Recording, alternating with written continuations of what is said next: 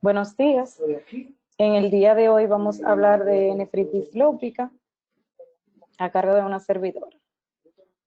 El lupus eritematoso sistémico es una enfermedad autoinmunitaria, es crónica, va a constar de exacerbaciones y remisiones, es sistémica y muy heterogénea. Como podemos ver aquí, dentro de las manifestaciones clínicas tenemos básicamente y prácticamente todos los sistemas afectados, desde piel, sistema cardiovascular, gastrointestinal, a nivel hemático, pulmones, riñones, músculo, articulaciones. Puede haber caída de cabello, fiebre y dolor de cabeza. Dentro de los criterios diagnósticos, muchos van a ser de estas manifestaciones clínicas, van a ser parte de estos criterios. Tenemos aquí una pequeña anicmotecnia, no sé si la pueden ver, un acrónimo, es un safari, al que le funcionen las mnemotecnias, que realmente no todo el mundo le funciona. Tenemos en primer lugar el exantema, que puede ser malar o discoide. Vamos a tener serositis, que puede ser pleuritis o pericarditis a predominio de pleuritis. Úlceras que pueden ser orales o nasofaringeas. A nivel neurológico puede haber convulsiones o psicosis. A nivel sanguíneo podemos tener una anemia hemolítica, leucopenia, linfopenia y trombocitopenia. Va a haber una artritis no erosiva, fotosensibilidad, ANA positivo. A nivel renal podemos tener una proteinuria mayor de 500 miligramos al día y cilindros eritrocitarios. También cuando tenemos esta afección renal vamos a poder evidenciar también niveles de C3 y C4 disminuidos. A nivel inmunológico vamos a tener anticuerpos anti el DNA bicatenario, anti-Smith y antifosfolípidos. Para el diagnóstico se requieren al menos 4 de estos 11 criterios, incluidos el ANA positivo. Aquí tenemos un índice es una herramienta que se utiliza básicamente para calcular un score, para ver la actividad de la enfermedad. Hay varios scores, yo solamente ubiqué este para no abundar mucho en lo mismo. Esto se usa mucho a nivel de los ensayos clínicos principalmente, pero también se pueden utilizar para valorar la parte clínica de un paciente y qué tan activo está. Ya entonces entrando en materia con la nefritis lúpica, el compromiso renal es muy común. Se dice que aproximadamente un 50% al momento de la presentación y 75% durante el seguimiento van a presentar una nefritis lúpica. La presentación va a ser variable, puede ir desde una proteinuria asintomática hasta una glomerulonefritis rápidamente progresiva con fallo renal. Los factores de riesgo principalmente van a ser sexo masculino, edad joven y que sea de ascendencia no europea. Se dice que la nefritis lúpica se va a desarrollar en el curso temprano de la enfermedad. Se habla de 6 meses a 36 meses del inicio de la misma. La incidencia en Estados Unidos es principalmente en negros y en hispanos. Podemos ver aquí la gran diferencia que hay con los blancos. Estos 2 porcentajes que ven es porque es un rango que ellos utilizan y quise mostrarlo así para que vieran más o menos de dónde a dónde va cada uno. En cuanto a la genética, se ha visto alteración del gen de la lipoproteína 1, también del receptor alfa, del factor de crecimiento derivado de plaquetas, y la hialuronan sintetasa 2. En cuanto a los HLA, se ha demostrado que hay algunos que proporcionan un riesgo aumentado de poder desarrollar una nefritis lúpica. En este caso, el DR3 y el DR15. También se han visto que algunos confieren cierta protección, como son el HLA-DR4 y el DR11. En cuanto a la patofisiología, es muy parecida a la nefropatía membranosa. Vamos a tener anticuerpos contra antígenos nucleares y celulares. Estos van a formar inmunocomplejos que se van a acumular en el glomérulo y van a activar el complemento, provocando inflamación e injuria intrarrenal. Dentro de las indicaciones de la biopsia, tenemos una proteinuria confirmada mayor o igual a 0.5 gramos en orina de 24 horas o un cociente de proteína creatinina en muestra matutina mayor de 0.5 o un cociente calculado de 0.5 o igual en orinas de 24 horas. Un sedimento activo, ya sea con microhematuria, leucocituria y cilindruria, y deterioro inexplicado de la función renal.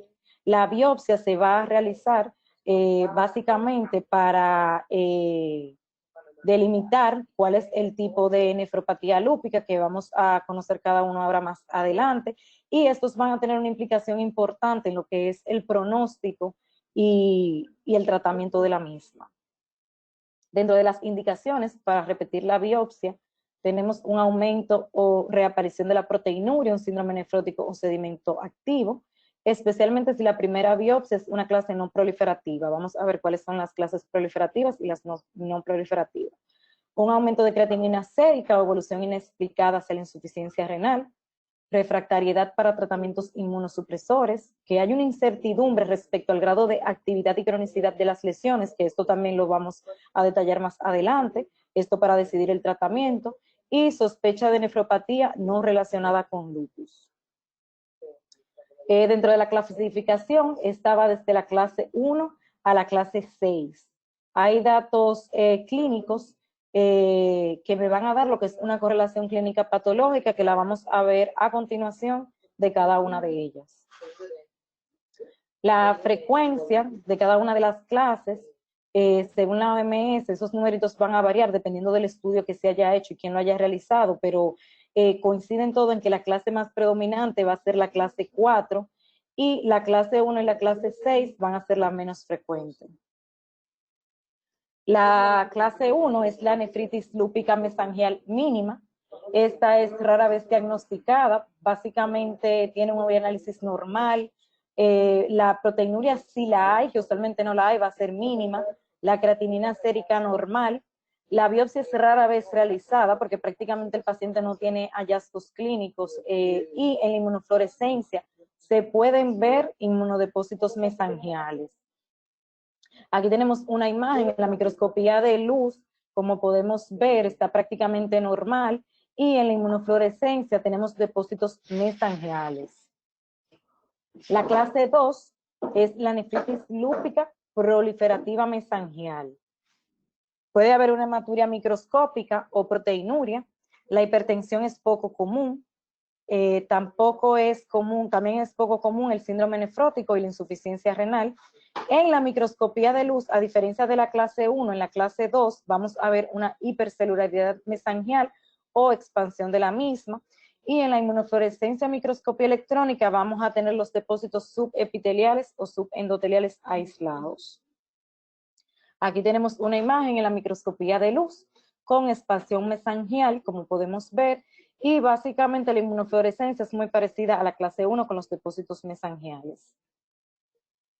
Ya la clase 3, la nefritis lúpica focal, en esta puede haber hematuria y proteinuria, algunos pueden tener hipertensión, la tasa de filtrado glomerular puede estar disminuido y puede o no haber síndrome nefrótico. En cuanto a la histología, vamos a ver que menos del 50% de los glomérulos van a estar afectados. Cabe destacar que en la inmunofluorescencia vamos a tener tinción para IgG y C3 y va a haber un envolvimiento uniforme. La glomerulonefritis extracapilar o endocapilar puede ser activa o inactiva. Esta es una de las clases proliferativas. Al igual que con el glomérulo, esta glomerulonefritis extracapilar o endocapilar va a ser menor del 50% porque, como vamos a ver en la clase 4, va a haber un envolvimiento mayor del 50%. En la microscopía electrónica usualmente se van a ver inmunodepósitos en el espacio subendotelial del capilar glomerular, así como en el mesangio, igual que en la clase 4. Esta se va a dividir por clases, subclases realmente. Tenemos que se va por nomenclatura a clasificar en lesiones activas, que va a estar denotado por la A, que pueden ver en el paréntesis aquí, y la C, que son lesiones crónicas y de cicatrización, lesiones inactivas. Cuando son lesiones activas, hablamos de proliferativa y cuando son lesiones crónicas hablamos de esclerosante. Todas básicamente van a tener el nombre de nefritis lúpica focal delante, y a las activas nefritis lúpica focal proliferativa, en el caso de las crónicas, nefritis lúpica focal esclerosante por la parte inactiva, y ya cuando tenemos algo mixto, tanto lesiones activas como crónicas, es una nefritis lúpica focal proliferativa y esclerosante. Esto obviamente tiene su relevancia para los reportes de biopsia. En cuanto a las lesiones activas o crónicas que habíamos mencionado previamente, estas lesiones activas o crónicas vamos a verla a nivel del glomérulo y del túbulo, de los túbulos. A nivel glomerular, las activas, vamos a tener hipercelularidad endocapilar, cardiorexis y necrosis fibrinoide, semilunas celulares, trombos hialinos y asas de alambre, que no son más que depósitos subendoteliales en microscopía óptica, infiltración leucocitaria glomerular, y a nivel del túbulo, infiltración de las células mononucleares. Cada uno de estos hallazgos va a tener un valor de 1 a 3, una puntuación, excepto la cardiorexis y las semilunas celulares, que van a tener una puntuación de 6 para un total de 24. En cuanto a las lesiones crónicas, a nivel glomerular vamos a tener esclerosis glomerular y semilunas celulares. Y a nivel del túbulo vamos a tener fibrosis intersticial y atrofia tubular. Ya en este caso, todos los hallazgos van a tener un valor del 1 al 3 dependiendo de qué tanto afectan el glomérulo. 1 si afecta menor del 25, 2 si afecta del 25 al 50 y mayor del 50, un 3. Aquí tenemos imágenes de la nefritis lúpica 3. Aquí vemos esclerosis y vemos también un inicio de semiluna. No abarca completamente el glomérulo, pero sí se ve ya que el penacho se adhiere a lo que es la cápsula de Bowman. Aquí igual también tenemos esclerosis, que son focales, y aquí a nivel de la cápsula de Bowman tenemos esclerosis laminar. En cuanto a la nefritis lúpica difusa, es el patrón histológico más común y más severo, como habíamos comentado. Va a haber hematura y proteinuria en todos los pacientes en la clase activa. El síndrome nefrótico, hipertensión y la tasa de filtrado glomerular reducida van a ser frecuentes, y la hipocomplementemia significativa, especialmente de C3, va a estar presente y un elevado nivel de anti-DNA. Histológicamente, esta va a tener una implicación de mayor del 50% de los glomérulos afectados, como podemos ver en esta microscopía de luz, que vemos que hay prácticamente un envolvimiento difuso, hay expansión mesangial. Los glomérulos afectados pueden tener glomerulonefritis endocapilar, que incluso lo podemos ver aquí, que las luces de los capilares glomerulares no se ven. Las lesiones pueden ser segmentarias o globales, y se pueden observar anormalidades mesangiales. A nivel de la microscopía electrónica, vamos a ver los mismos depósitos subendoteliales que habíamos visto en la clase 3, que realmente no hemos visto imágenes, la vamos a ver más adelante de la misma. Y la presencia de depósitos difusos en cable enrollado es considerado de clase 4, que son estas lesiones rojas que vemos aquí. Aquí vemos lo mismo, aquí vemos el cableado y vemos la expansión importante y también la glomerulonefritis endocapilar que presenta. Esta también va a tener subclases que van a determinar el envolvimiento del glomérulo y vamos a ver si es segmentario o global. Aquí ya es un poquito más complejo que en la tipo 3. Y vamos también a clasificarlo en cuanto a la actividad, si están activas o crónicas. Pero básicamente la nomenclatura es la misma. Entonces, todas van a tener el prefijo delante de nefritis lúpica difusa. Aquí tenemos la S de si es segmentario y la G si es global. Y como habíamos dicho, para la nomenclatura, las lesiones de A que son activas, me habla de proliferativo, y la C, que son lesiones crónicas, de esclerosante. Entonces tenemos, por ejemplo, en el caso de la tipo 4, segmentaria, una nefritis difusa, lúpica difusa, segmentaria, proliferativa porque es activa. En el caso de cuando es global, lo mismo, nefritis difusa, global proliferativa. Cuando tenemos ambas lesiones, tanto lesiones activas como crónicas, hablamos de una nefritis difusa, ya sea segmentaria o global, dependiendo de qué tanto del glomérulo me abarca, y proliferativa y esclerosante. En el caso ya de cuando son lesiones solamente crónicas, vamos a tener la nefritis lúpica difusa, ya sea segmentaria o global, dependiendo de qué tantos glomérulos están afectados, y la palabrita esclerosante por la parte de crónicas. Aquí tenemos una imagen viendo el envolvimiento importante que habíamos visto previamente. Aquí por igual vemos un engrosamiento también de la membrana basal por los depósitos subendoteliales. Aquí también podemos ver afectación de prácticamente todo el glomérulo con oclusión de las luces.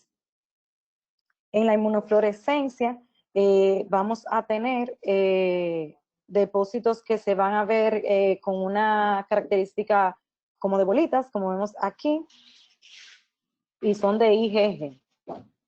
En el caso de la microscopía electrónica, vamos a tener estos depósitos subendoteliales. Aquí tenemos el endotelio, aquí tenemos la membrana basal, los depósitos entre la membrana basal y el endotelio y los pedicelios de los podocitos. A nivel endotelial vamos a tener inclusiones túbulo-reticulares que vemos aquí. Aquí ya podemos ver prácticamente, vemos completamente la luz del capilar y todas estas lesiones hipercrómicas que vemos aquí son depósitos subendoteliales. Incluso vemos cierto grado de alteración de los pedicelos también. Ya la clase 5 es la nefritis lúpica membranosa. Vamos a tener signos de síndrome nefrótico. Puede haber hematuria microscópica, hipertensión, y la creatinina sérica puede estar normal o ligeramente elevada. Aquí tenemos un glomérulo normal y aquí tenemos ya en la microscopía de luz, podemos ver a nivel de la membrana basal cómo se ven todas bien engrosaditas. Aquí vemos, esta la tengo más de cerca, aquí tenemos varios aumentos. Esa es esta misma imagen. Esta va a constar, a diferencia de la clase 3 y la clase 4, los depósitos no van a ser subendoteliales, sino que van a ser subepiteliales entre el podocito y la membrana basal. Entonces va a ocurrir el fenómeno que habíamos visto en la nefropatía membranosa, que esta es una tinción de plata. Creo que se puede ver bastante bien estos picos que están aquí en negro.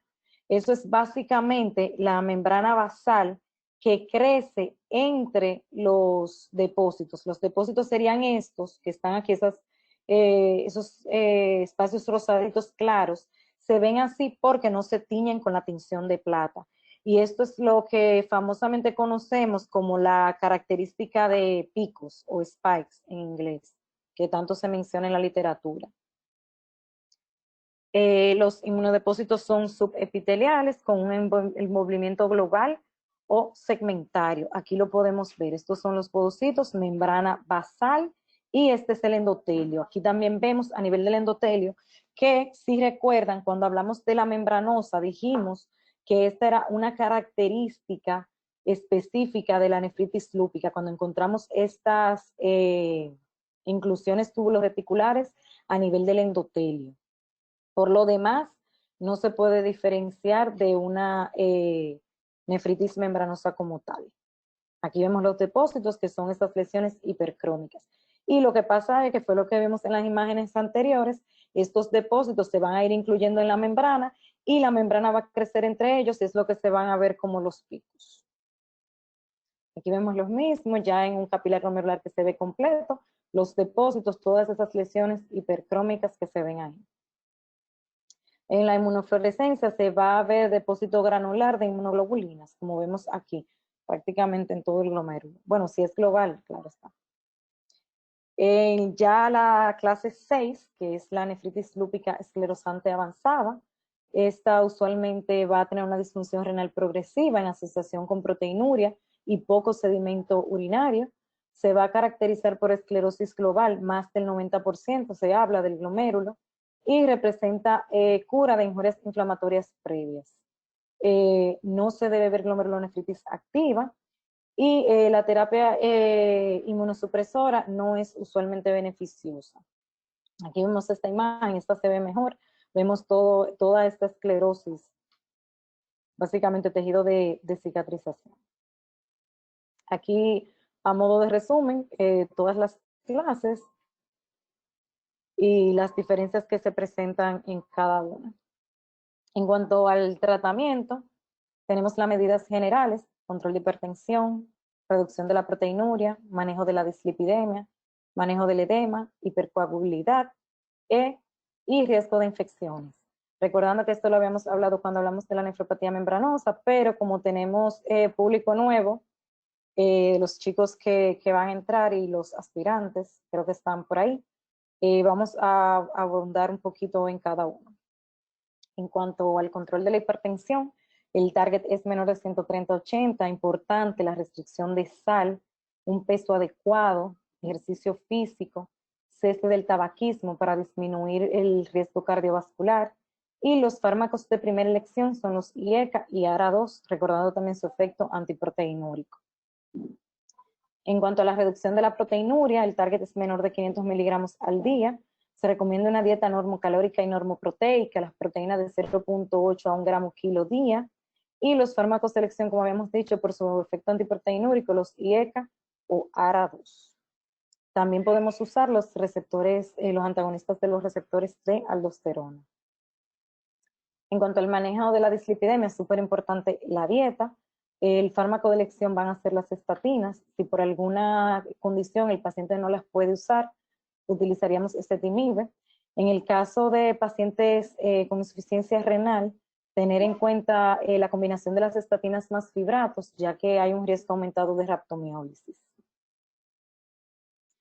En cuanto al manejo del edema, importante otra vez, recalcamos la restricción de sal de 3 a 5 gramos al día, restricción de líquidos de 750 a 1000 mililitros al día, y de los fármacos podemos utilizar los de elección, los diuréticos de asa. También se habla que se pueden combinar para un mayor efecto con los tiacídicos. Se habla de que la clortalidona se ha demostrado que es más efectivo que la hidroclorotiazida, pero se pueden usar cualquiera de los dos.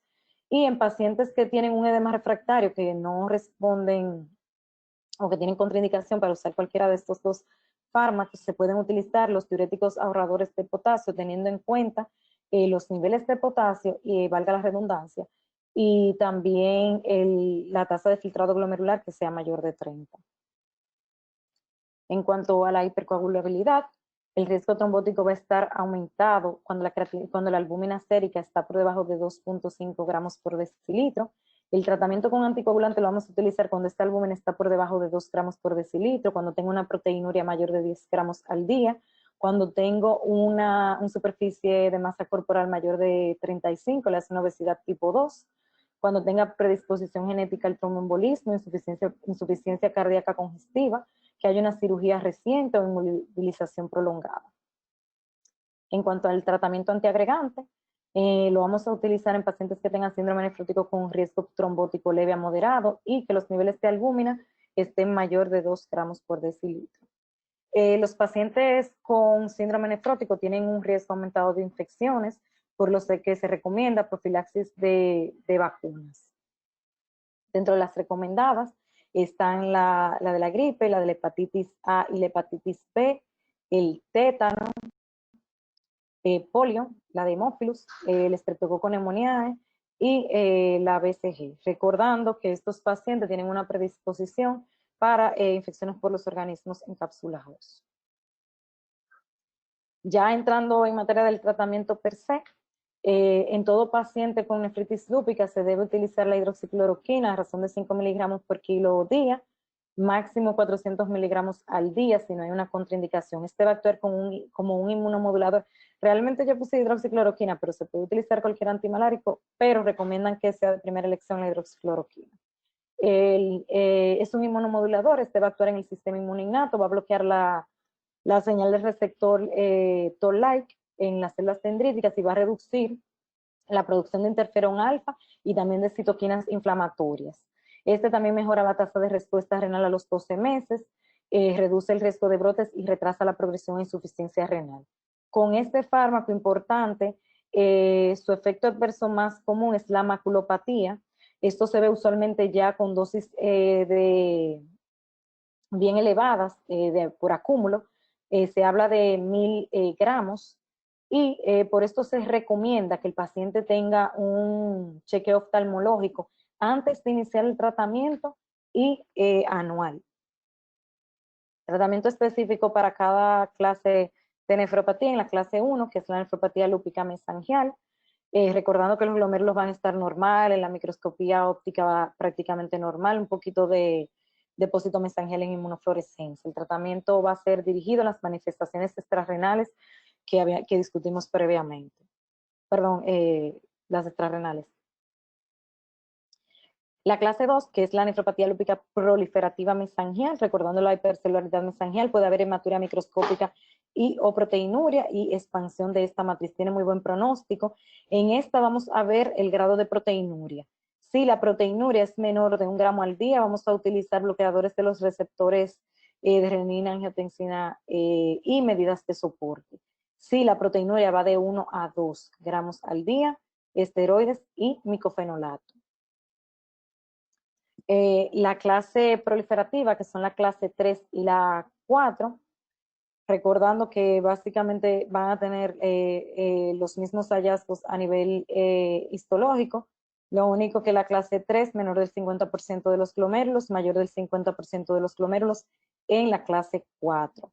La clínica más florida en la clase 4, recordando la más común y más severa, hipertensión, filtrado glomerular disminuido, síndrome nefrótico, aumento de los anticuerpos anti-DNA bicatenario y disminución del complemento, especialmente C3.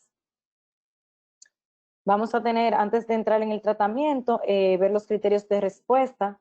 Tenemos dos tipos de respuesta, parcial o completa.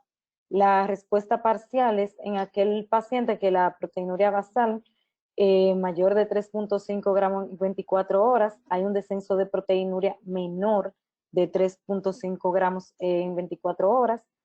En pacientes con una proteinuria basal menor de 24 gramos 24 horas, que la reducción de la proteinuria sea mayor del 50% en comparación a esta inicial.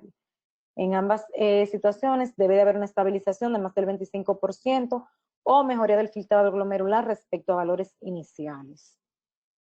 Hablamos de una respuesta completa cuando tenemos un filtrado glomerular mayor o igual a 60 mililitros minuto, un descenso a valores iniciales mayor del 15% del valor basal del filtrado glomerular que estuvo menor de 60, una proteinuria menor o igual a 0.5 gramos en 24 horas y un sedimento inactivo, entendiéndose menor o igual a 5 hematíes, menor o igual a 5 leucocitos y 0 cilindros hemáticos. Y una albúmina sérica mayor de 3 gramos al día. Hablamos de que no tenemos respuesta cuando el paciente no cae en ninguno de estos dos grupos. Aquí tenemos, porque hay varias guías que tienen una pequeña diferencia entre lo que es respuesta, criterios de respuesta, tanto completa como parcial. El tratamiento va a estar dado en dos fases, un tratamiento de inducción y mantenimiento. El tratamiento de inducción, básicamente lo que queremos con este es inducir la remisión precoz del brote renal, evitar una evolución a cronicidad, un tratamiento inmunosupresor intensivo es lo que vamos a tener en este momento, y la duración puede ser de 3 a 6 meses o más si el paciente todavía tiene signos de actividad. En cuanto al mantenimiento, evitar el desarrollo de brotes renales durante la evolución, mantener la mejoría conseguida durante la fase de inducción, la inmunosupresión va a ser menos extensa y el tratamiento se mantiene por lo menos hasta 2 años después de establecida la remisión. En cuanto al tratamiento de inducción, las terapias de primera línea, tenemos corticosteroides, micofenolato y ciclofosfamida. En cuanto a las terapias emergentes, rituximab y también el régimen multitarget que vamos a ver más adelante. En cuanto a los esteroides, se habla de 125 a 250 miligramos al día durante 3 días. Luego, 1 miligramo kilo día vía oral, máximo 80 miligramos al día. Esta dosis se va a ir reduciendo de manera lenta y progresiva hasta llegar a 5 a 10 miligramos al día. En cuanto al micofenolato, la dosis va a ser de 1 a 1.5 gramos cada 12 horas por 6 meses y el Myfortix 720 miligramos cada 12 horas por 6 meses. Recordando que la administración debe ser separada de los alimentos y se va a hacer reajuste de dosis dependiendo de los niveles plasmáticos. Se habla de 2 a 6 nanogramos por mililitro. La ciclofosfamida va a estar indicada en formas más severas o que haya falta de adherencia al tratamiento. Hay varios esquemas, está el NHI que es un esquema endovenoso, fue de los primeros que se hizo en la década de los 80, una dosis alta, va de 0.75 a 1 gramo por metro cuadrado mensual por 6 dosis. Luego se hicieron estudios donde se utilizaron bajas dosis, endovenosas también, y esta es de 500 miligramos cada 2 semanas por 6 dosis. Vía oral, se habla de 1.5 miligramos kilo día por 3 a 6 meses. Esto se va a ajustar de acuerdo a la edad, a la función renal, función hepática y serie hematológica. Este fue el estudio que se hizo en el 2009, que era básicamente comparar la baja dosis de ciclofosfamida con alta dosis endovenosa y la conclusión fue que la baja dosis endovenosa conseguía a largo plazo buenos resultados. También se demostró que una excreción de proteinuria menor de 0.8 gramos al día, 800 miligramos al día al año, es el mejor predictor pronóstico a largo plazo.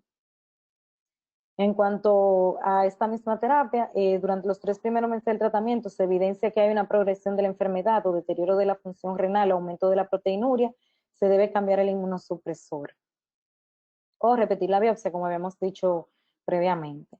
El rituximab está indicado como última opción terapéutica en la resistente a una dosis de 1000 miligramos en los días 1 y 14 por 2 dosis.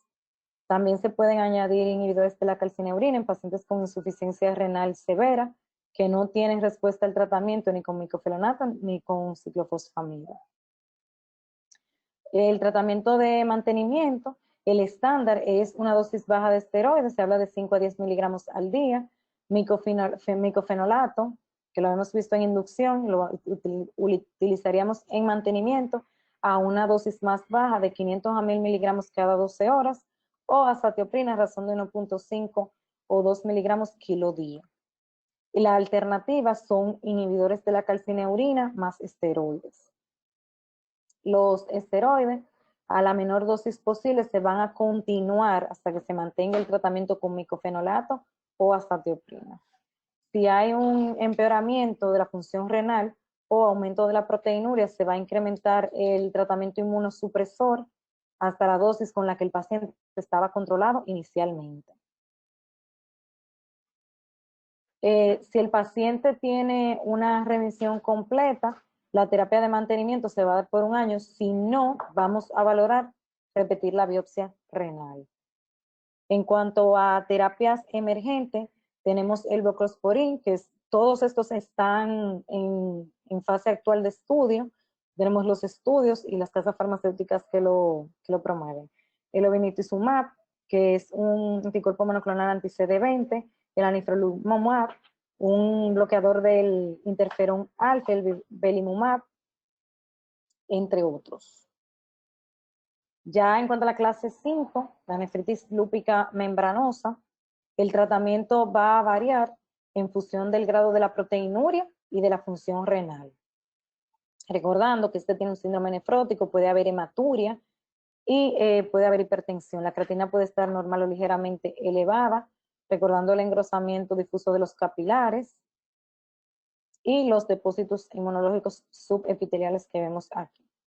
Entonces, si no tengo síndrome nefrótico y la función renal es normal, vamos a dar medidas de soporte como en la tipo 2. Si entonces ya tenemos síndrome nefrótico como tal, vamos a usar inmunosupresores. En el caso de que el paciente no tenga síndrome nefrótico y la función renal esté normal, los inmunosupresores se van a usar dependiendo de las manifestaciones extrarrenales. El tratamiento de inducción, ya cuando tengo síndrome nefrótico, vamos a tener esteroides orales a razón de 1 miligramo kilo día hasta 80 miligramos al día. Vamos a utilizar micofenolato, ciclofosfamida, ciclosporina, tacrolimus y azatioprina. No hay ninguna ventaja de uno sobre otro. Los que se prefieren son el micofenolato y la ciclofosfamida, pero no porque haya evidencia como tal de que estos tengan superioridad, sino porque han sido los más utilizados. Estos pacientes pueden tener en la biopsia criterios de proliferación, o sea, estar superpuestos con una clase 3 o una clase 4. En este caso se va a tratar como tratamos la clase 3 o clase 4, que fue lo que habíamos discutido previamente. El tratamiento de mantenimiento va a ser dosis baja de esteroides, más ya sea un micofenolato, inhibidores de la calcineurina o azatioprina. Se sugiere que la duración del tratamiento de mantenimiento y la dosis de fármacos sea similar a lo descrito en la clase 3 y 4. La nefritis lúpica esclerosante, que es la que tiene mayor del 90% del glomérulo esclerosado, básicamente no se va a observar glomerulonefritis activa. Como dijimos cuando hablamos de esta clase, los inmunosupresores no están justificados, solamente cuando tengo enfermedad extrarrenal. Dentro de los criterios de recidiva, tenemos recidiva leve, recidiva moderada o recidiva grave. Hablamos de una recidiva leve cuando tenemos hematíes menor de 3 a mayor de 15, con mayor o igual a hematíes, de 2 hematíes dismórficos en campo de gran aumento, o hay una aparición de cilindro hemático en cantidad mayor o igual a 1, o hay ambos. La recidiva moderada, vamos a tenerla si la creatinina basal es menor de 2, o mayor o igual a 2. Y si el cociente de proteína creatinina es menor de 0.5 o menor de 0.5 a 1 o mayor de 1, con un incremento de 1 o 2 veces del cociente de proteína creatinina. Y una recidiva basal, grave, si la creatinina basal es menor de 2 miligramos por decilitro, habiendo un aumento de mayor de 1 miligramo por decilitro, y mayor o igual a 2, habiendo un aumento mayor de 1.5, un cociente de proteína creatinina mayor de 5. El curso clínico del lupus eritematoso sistémico es usualmente en brotes, aunque la evolución de cada paciente es impredecible. Los pacientes en los que no se alcanzó una remisión completa tras el tratamiento van a tener un mayor riesgo de recaída, y una recaída después de una remisión parcial o completa va a ser tratada con la terapia inicial seguida de la terapia de mantenimiento con la que fue efectiva inducir la remisión inicial. Se sugiere que si la remisión inicial fue con ciclofosfamida, se valore cambiar la micofenolato para evitar los efectos adversos de dicho fármaco. Aquí tenemos el dato. Cuando existen dudas de si la recaída se debe a algún cambio en la clase histológica, o ya sea por lesiones agudas o porque hay una progresión en el daño crónico, se debe considerar repetir la biopsia. Y en base a los hallazgos de esa biopsia, entonces, guiar el tratamiento. La enfermedad resistente o que tiene falta la respuesta al tratamiento, esta se se va a deber a una afectación renal tras haber completado la fase de inducción. Los pacientes van a mostrar alguna evidencia de respuesta al tratamiento después de un año de la terapia, aunque la remisión completa puede ocurrir después.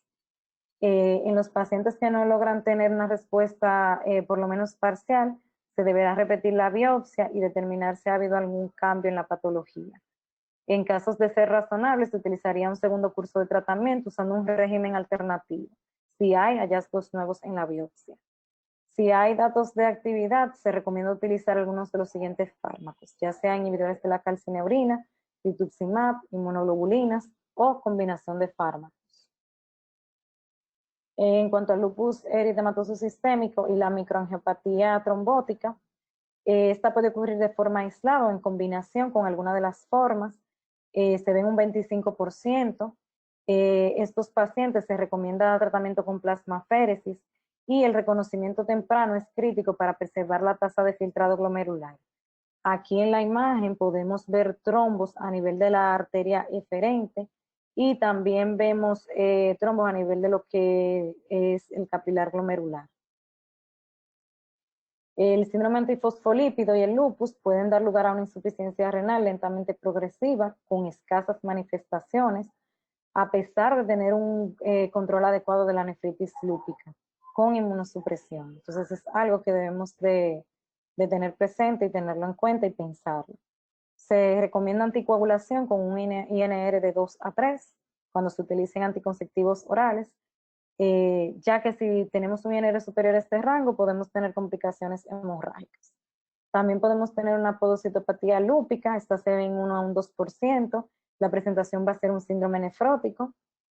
La clínica de la podocitopatía lúpica versus la clase 5, recordando que es la membranosa, es difícil de hacer por clínica la diferencia entre estas dos, pero a nivel de la microscopía de luz, el glomérulo va a tener una apariencia normal o un patrón de glomerulosclerosis focal y segmentaria, como podemos ver aquí, solamente vemos en la microscopía electrónica un borramiento difuso de los pedicelos, y vamos a tener, como vemos aquí en la membrana basal glomerular, ausencia de depósitos. No vemos esas lesiones hipercrómicas que se ven en la membranosa.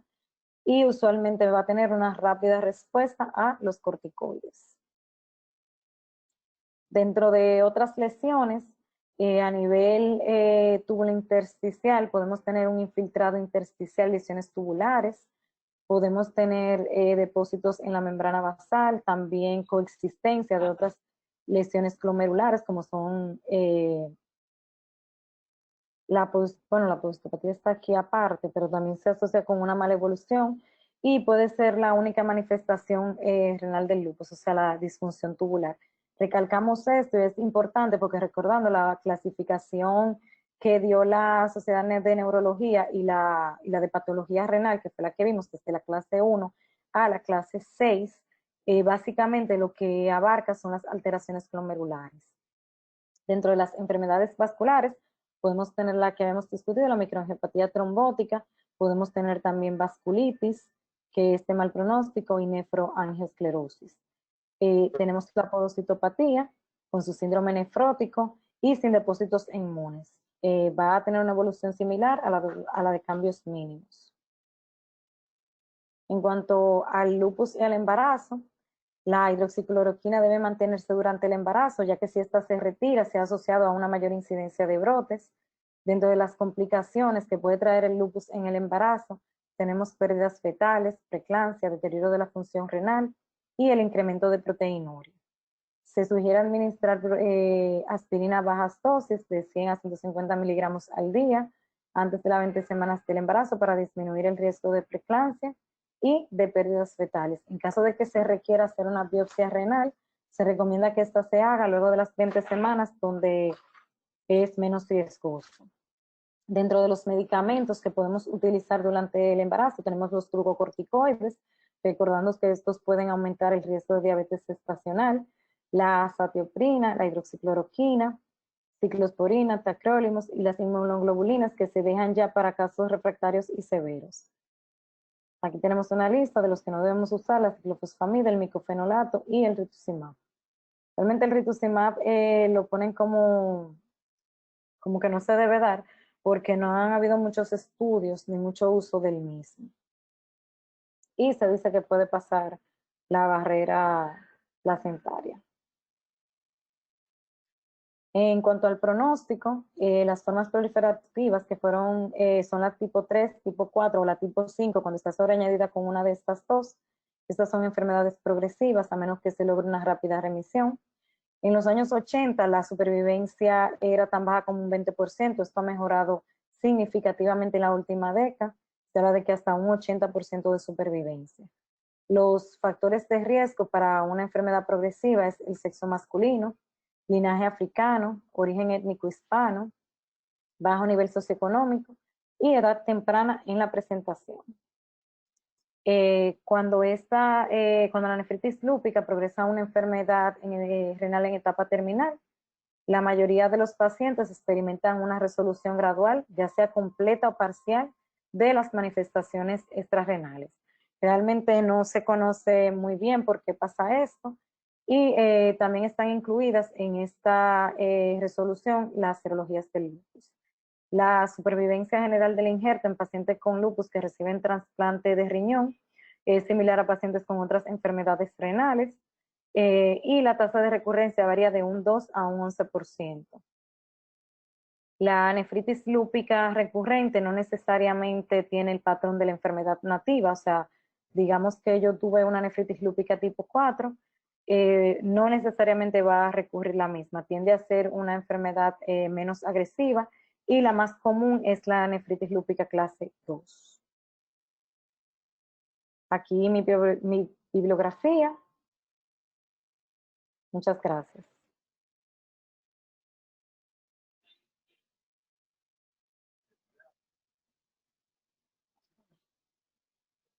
Bien, agradecemos a la doctora Hernández por la excelente presentación que ha hecho sobre lupus y nefritis lúpica. Vamos a darle paso a los comentarios.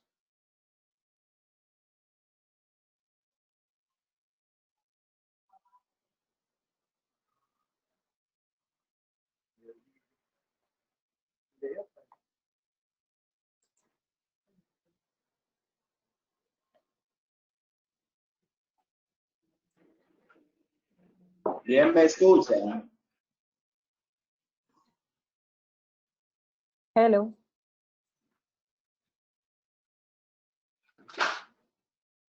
¿Me están escuchando?